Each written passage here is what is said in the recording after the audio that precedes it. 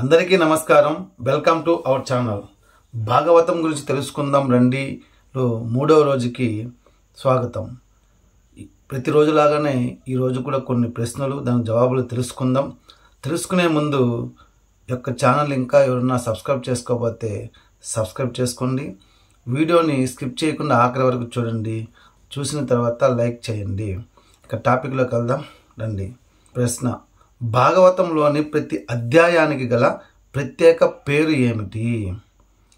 స్కందము. భాగవతంలో ప్రతి అధ్యాయానికి స్కందం అనే పేరుతో పిలుస్తారు. భాగవతంలో స్కందములు ఎన్ని ఉన్నాయి? 12 స్కందములు ఉన్నాయి. అలాగే మరొక ప్రశ్న: తెలుగులో భాగవతం రచించిన ప్రఖ్యాత కవి ఎవరు? బమ్మెర పోతన మాత్యుడు. మరొక ప్రశ్న: పోతన పదమునకు స్వామి ఏమని అర్థం చెప్పారు? జవాబు: పో అంటే పోగొట్టుకునినవాడు, తన అంటే తన అనే భావనను అంటే అహంకారమును పోగొట్టుకునినవాడు పోతన, అందువలనే పలికించెడు వాడు రామభద్రుడట అన్నాడు. మరొక ప్రశ్న: అవతరణ అనగానేమి? అవతరణ అంటే దిగివచ్చుట.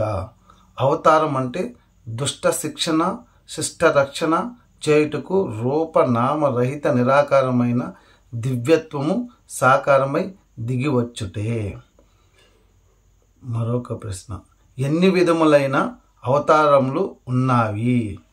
జవాబు: సంఖ్యాపరంగా అవతారాలు అనేకం, కానీ వాటిలో ముఖ్యమైనవి దశావతారములు. వీటిలో కొన్ని అవతారాలు కేవలం కొద్ది కాలం ఉండి ఆశించిన ప్రయోజనాన్ని సాధించి అదృశ్యమైనాయి. ఉదాహరణకు మత్స్య, కూర్మ, వరాహ, నరసింహ, వామన అవతారాలు. రామ అవతారము అంశ అవతారము. కారణం, రాముడు తన 3 సోదరులతో కలిసి దివ్యత్వాన్ని పంచుకున్నాడు. కృష్ణ అవతారము పూర్ణ అవతారానికి ప్రతీక. మరొక ప్రశ్న: మహావిష్ణువు యొక్క దశావతారాలు తెలుపుము. జవాబు: దశావతారాలు మత్స్య, కూర్మ, వరాహ, నరసింహ, వామన, పరశురామ, రామ, కృష్ణ, బుద్ధ, కల్కి అవతారములు.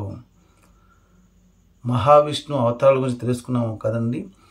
మన అందరికీ తెలుసు కదండి, మహావిష్ణు అవతారాలు 10 అనేసి, అందులో 9 కంప్లీట్ అనేసి, కల్కి అవతారం ఒకటి పెండింగ్ ఉంది, అది ఎత్తాలనేసి.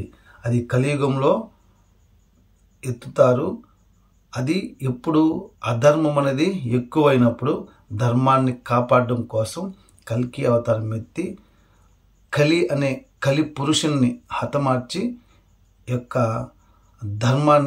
ధర్మ సంస్థాపన చేస్తారు అని మనము వింటూ ఉన్నాం. మన పురాణాల ద్వారా మనం తెలుసుకున్నాము.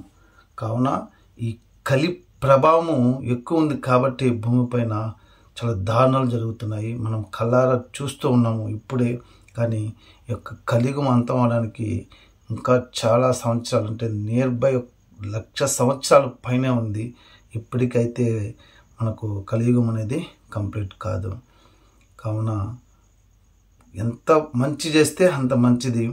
ధర్మాన్ని అనేది కాపాడాలి. ఒకటే చెప్తాడు భగవంతుడు, ఏమని? నువ్వు దేవుణ్ణి చెయ్యెత్తి దండం పెట్టకపోయినా పర్వాలేదు, ధర్మాన్ని విడిచి బతకొద్దు. ధర్మాన్ని నువ్వు కాపాడితే ఆ ధర్మం నేను కాపాడుతుంది అనేసి. కానీ మనం అందరము ధర్మాన్ని వదిలేసి అధర్మాన్ని చేస్తూ దేవునికి చేతులెత్తి మొక్కుతూ ఉంటాం, పాపాలు పోతాయని. అది ఎప్పటికీ జరగదు. భగవంతుడు అధర్మాన్ని ఎదిరించి ధర్మ సంస్థానం కోసం అతను అవతారాలు ఎత్తాడు. కాబట్టి ధర్మాన్ని మనము పాటించాలనేసి ప్రతి ఒక్కరు మనము తెలుసుకోవాలి. ఇక ఈ రోజుతో ఇది చాలు. రేపటికి ఈ యొక్క దశావతారాల యొక్క ప్రయోజనాలు ఏమిటి, అంటే ఇన్ని అవతారాలు ఎత్తాడు, దేనికోసం ఎత్తారు స్వామి అనేది తెలుసుకుందాం. అంతవరకు సెలవు.